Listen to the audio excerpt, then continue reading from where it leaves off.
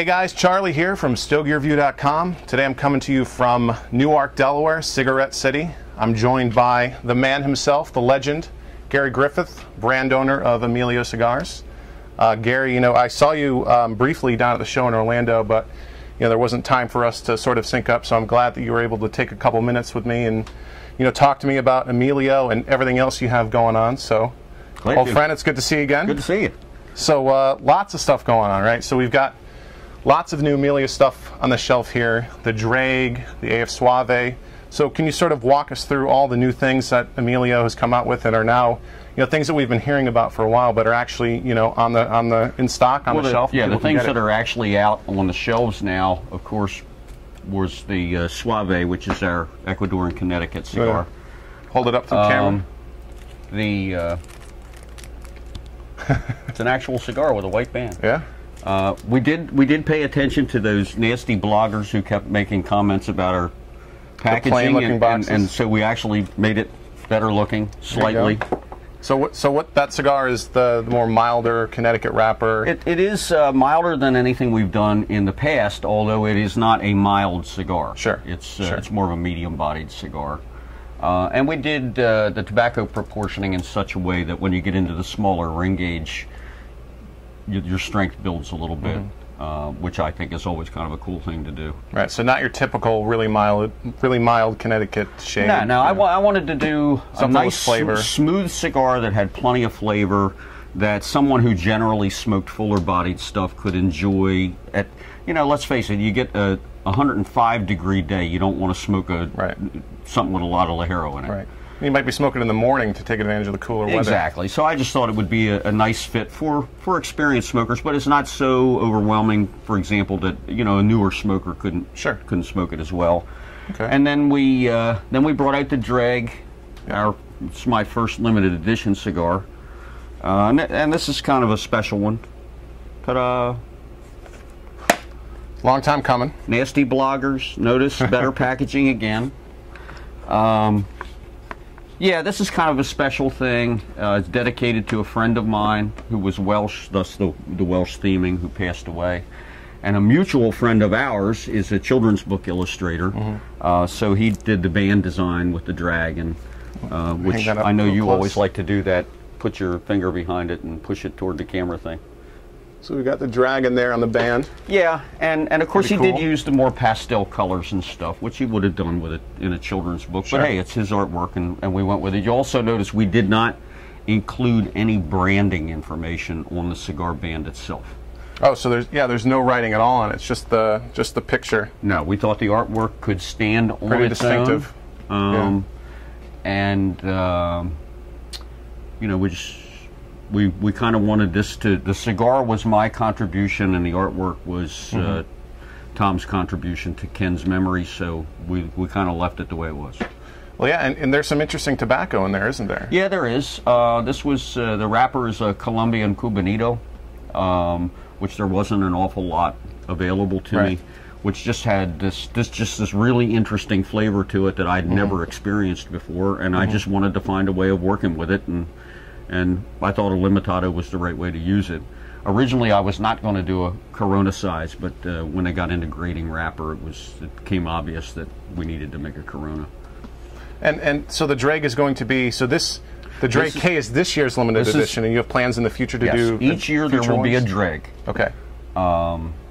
And they will be different every year. They may not necessarily be produced in the same factory. Sure.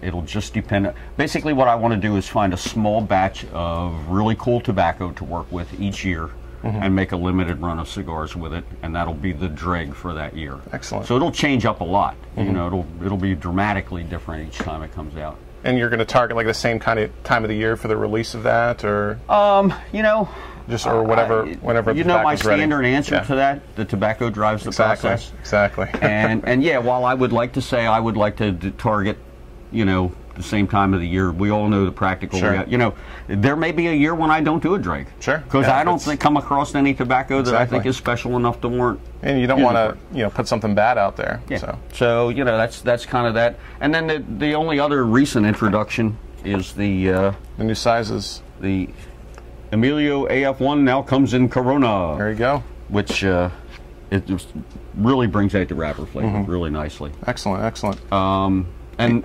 AF2 will be coming in Corona. When's that? Any time now, or? Should be any time. Okay. Any time at all. It's just the last shipment I had was entirely AF1 out of that factory. So. And you also have these are some of the last Grimalkins that exist, right? So we're going to start seeing the La Musa on the store shelves. So very soon we should see La Musa, which is the exact same cigar, same factory. The band will change. The box design will be different. So these are some of the last times we'll see these. The scary eyeballs. These eyes. The cigar looks back at you. Okay. So, so you also have some new stuff coming down. You've got Carpe Noctem. You've got the new new cigar in La Musa. So you can talk about those a little bit. La Musa Malete will make its first appearance next week in Chattanooga, Tennessee, at the Chattanooga Tweet Up. And it will be released at the Tweet Up in a special size that will only ever be made one time. And what's that? It's a box press Churchill. Okay. And that's in conjunction with, it's coming in a 2-pack with Miami Cigar and Company's new Añeranza blend, also in a box press Churchill. Okay. Nestor and I discussed this at some point and just got the idea that we would do a little joint release together. There you go. So, and La Musa herself will be there to release that cigar. Making her debut her very first in the cigar debut world? in the cigar world. Okay. She has instructed me that she's willing to do this as long as all she has to do is enter the room and blush. There you go. So that's the extent of that. But then shortly after that, we will release the rebranding of Grimalkin, the La Musas. They'll become available again. That will also now come standard in a Corona size. Okay. And there will be a one-time release of Lanceros. I say one-time release. It's possible I'll do a couple hundred boxes of them a year. Sure. But my intent for now is I'll just do one run of Lanceros in that blend. And then I'll do the same thing with the new La Musa Malete blend, which is equally as complex but a little stronger cigar. Okay. And it'll have the same sizes. I don't know that I'll do a box press Churchill in it unless the need for that comes up. And then we have Carpe Noctem coming out, actually running ahead of schedule. So originally we were thinking beginning of next year, but there's a good possibility that that'll show up late this fall. And you got the artwork for that, I saw. Yeah, we did. Can you hand me that artwork, please? Yes. Here, you can do the official hold it to the camera thing. Sure. So Carpe Noctem in Latin is seize the night. There's the band design. So yeah, that's there's like a band and a foot Celtic band. cross. Celtic cross, band and a foot band. It's got the, the moon there. And so that's going to be down to the foot. Okay. And so what can you tell us about Carpe Noctem? What can we expect flavor-wise, tobacco-wise? Flavor-wise, this is the strongest cigar I've done to date. Okay. It's like the opposite of the Suave, the other extreme. Exactly. Stronger than the AF1. Much stronger than the AF1. Really? Okay. Yeah. And it's got a ton of high priming Ligero in it. You can make a cigar and you can say there's Ligero in it. Sure. But we've all smoked. There's different kinds of Ligero. Yeah. We've all smoked cigars that say there's a lot of Ligero in them, but we're still alive. Yeah. In this case, Carpe Noctem is essentially almost entirely, as much as we could do and still get it to burn right, a high priming Ligero cigar with a broadleaf Maduro wrapper. Okay.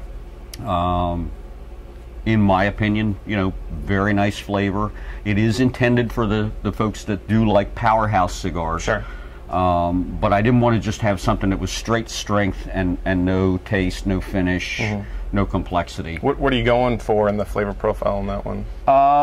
It's a little spicier actually than anything else I've done. Okay. It's got a lot of spice to it. In fact, Big Pedro at the factory could not retrohale it. Really? Yeah. A little too much, huh? Yeah. Okay. I had no trouble, but it's big guys, they cry easily.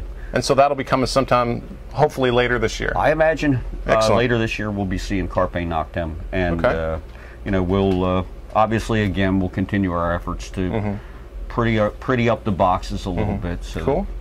And so you've also, in addition to Emilio, you've started to expand your empire even further. So now you've started to become a distributor for other cigar brands. So can you tell us, I mean, we've got the first one down here. Do you want to talk about that a little bit? Yeah, the first agreement we reached was with George Rodriguez of Rodrigo Cigars. And we did this because we have the capacity to do it.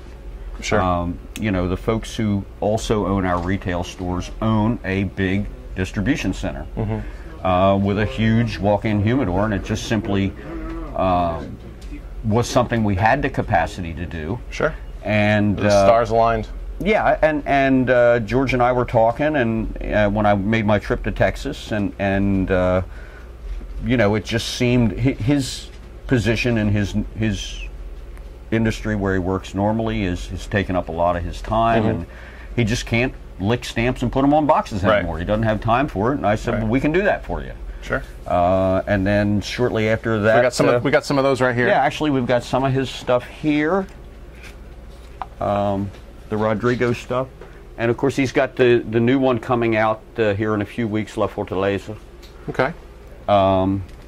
So we'll have all that, and what that gives to him also is access to the Emilio sales staff, which now is spread pretty well across the country. Absolutely. Met some of those guys down in Orlando. Yeah, yeah, a lot of them were there, and then you know, it just, I think, works for him, and you know. The agreement we have basically is that we're happy to do it for him until we hit the stage where he's big enough that he can handle it himself, and I'll be so proud of him when he makes that call. Yeah. There will be no hard feelings. That's where I want to see him be. I want to see him be able to get to the point where he can afford a staff and a secretary and somebody else to lick the stamps. There you go. And then we're going to distribute another brand called Herederos de Rebaño, which is made in Esteli, Nicaragua. And again, it's just a blend done by a good friend in the American Caribbean Cigar Factory. And same thing, we just sort of offered to help them get started with their distribution and get them on the map. And now that we've managed to grow the Emilio sales force to what we have, it's a good way for the smaller companies to, I think, more quickly get a firm foothold in the market if they have good product. Right. Well, and you've sort of led the way. You've shown how to be successful at that, so you can help those companies sort of make their mark as well. Absolutely. And you know, I was given a lot of help when we began this project. Obviously, there were a lot of wonderful people in the industry really went out of their way to help me out. Eddie Ortega, whose cigars are right here, right next to yours. Right next to mine. Position of honor. Absolutely. Yep. You know, who went out of his way so many times to help me out. Jonathan Drew has been enormously supportive and helpful, and I know I'm forgetting AJ. Others. Oh, obviously AJ, you know, who manufactures some of my stuff. So you know, it's I want to give back. We've done more than I thought we would have done by this stage, and it's time for me to start.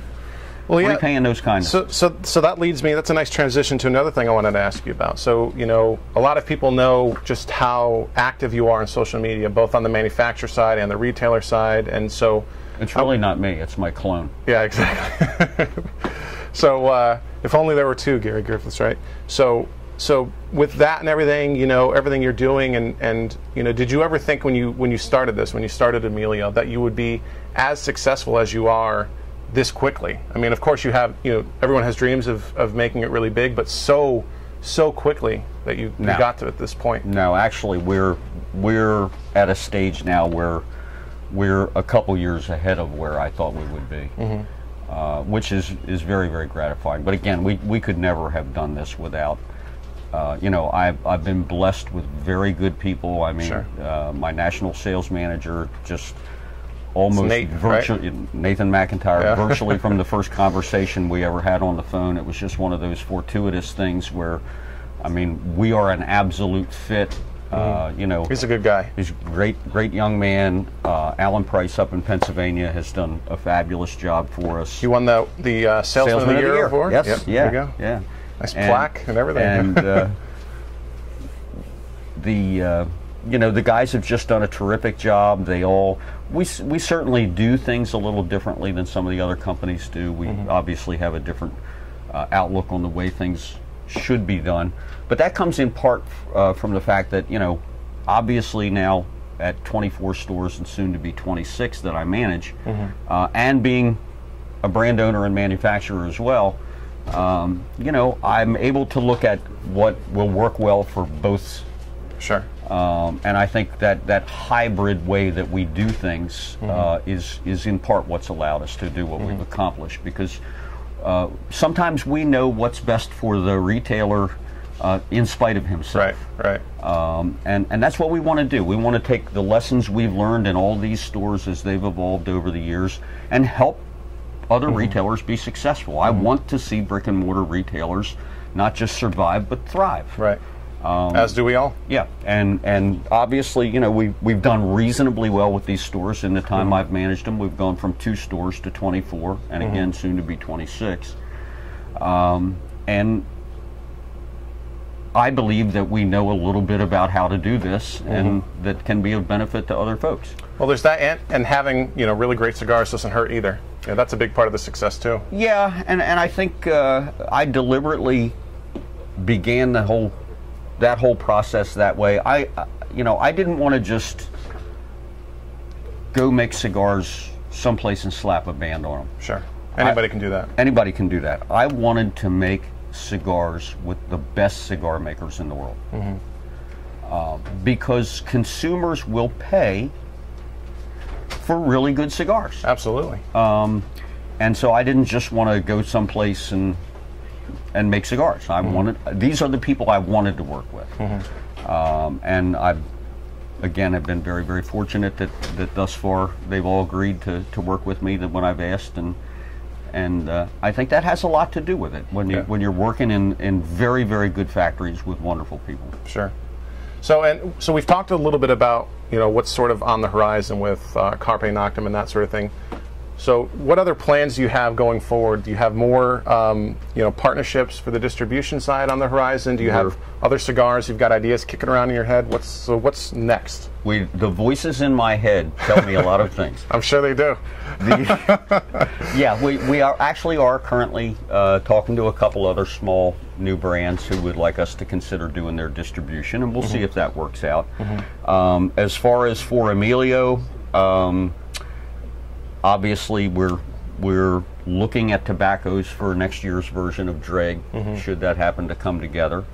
We're looking at doing a couple of more blends in AJ's factory. The La Musa line, as we discussed earlier, you'll have the rebranding of Grimalkin, which is La Musa Musa, and the new version La Musa Malete, but there'll be 2 additional blends in that series over time. Okay. The La Musa Nyeme and La Musa Eoide. Okay. And those are the 3. Nyeme, Malete, and Eoide are the names of the muses, right? The names of the original 3 Plutarchian muses, which we thought was appropriate, since I always call little La Musa my muse. There you go. And again, we may do some things with you know, special sizes or limited runs of certain sizes in those things. We are working in a new factory now on a new product, new project. And that brand new factory that you haven't worked with before? A factory I've not worked in before, and that cigar is called Los Regalos, the gift. And the packaging, packaging on that will have kind of a Mayan-inspired theme. Interesting. And this is a real honor for me, because the fellow I'm working with is someone it's a dear, dear friend, and someone I've wanted to work with for years and years. And this is presented finally as an opportunity, and it's going to be a fun thing. And we'll do the same thing there. There will be 3 to 5 total blends in the Los Regalos line. Oh, really? Wow, okay. One of which will be a cigar we're presently working on that's all vintage 2006 tobacco, where there's just, you know, it's a project somebody like me can take on, where a larger outfit really shouldn't use. There's not enough tobacco. Sure. But really, really good tobacco, all from the 2006 harvest. And again, once the La Musa line is complete from that factory, then we'll announce the next line that will come out of that factory, which is already in the planning stages and has been named. And so 2013 won't be a slow year for Emilio. No. 2012 has been really busy, and 2013 and on is just going to keep going. Yeah. Great. And you know, it's just what I want to do, and actually we're also looking at working in yet 2 other factories that we've not worked in before. So that's awesome. That's kind of the plans for that. All right. Well, finally, Gary, last question. You know, this is a question that we at the show asked as many manufacturers as we could, and it was the question being, you know, what do you think of bloggers being at the IPCPR trade show? You know, do they belong there? Do they have a place there? And for you, you have a good insight into this because you've spent so much time both on the retailer side and the manufacturer side. So, you know, what are your thoughts on that? What place do bloggers have at the show? There's absolutely a place for not necessarily just bloggers, but what I would prefer to call new media people at the show. And I think we make a mistake as an industry when we keep trying to, you know, create these different classes of people. We're all one industry. Right. People still read the magazines. I get the magazines at home, and they still have their place. They still have their subscribers. But here's the thing, we're in a very fast-paced mobile society, okay? The bloggers, the new media people provide a service that our retail consumers use a lot. They still sit down on the weekend and smoke a cigar and have a glass of rum and read the magazine. But you know what they do when they come in here during the week on their lunch hour? Yep. It's this. Yep. Got their phone, all Do things. you have this one? I just saw this while I was on lunch. I was reading this review on this blog. Look, all we're doing by having the bloggers at the trade show is allowing them to give the information in an efficient, effective way directly to the consumer, who then comes back and spends money with the retailers on those very product. Isn't that what we're in business to do? Exactly. Is to sell cigars. Yeah. And I view the new media community as a tremendous asset, not a replacement of anything whatsoever, but as a tremendous additional thing that can help the retail community. Get more people excited, bring more people into the door. Absolutely. Now, do you want to have some standards for it? Obviously. Sure. I fully understand the discussion and the debate about, you know, should somebody be able to put their blog up the day before the show. Or after the show. Or whatever. I get that. Yeah. I get that. But certainly, after these past couple years of just, you know, gnashing our teeth over this, we could have resolved this much more quickly. Yes, the bloggers belong at the show, and I've heard the complaints about, you know, well, they shouldn't be allowed to ask for cigars. That's in the bylaws. We're not. Well, that's fine. Don't let them ask for a cigar. But I can tell you this, next year when I have a booth, every goddamn blogger that walks past is getting every goddamn cigar I make. You know why? Because it only helps you. Because it only helps me. Right. And if you're a manufacturer that doesn't understand how much the bloggers can help you, then go ahead and stay stagnant where you are. It's okay with me. Well, great. Hey, well, thanks, Gary. I really appreciate you taking the time. All right, man. Glad to. Giving us some great info, and it's really good seeing you again. Yeah, good to see you. It's been a while. All right, yeah. Well, thanks for watching, guys. We'll see you later.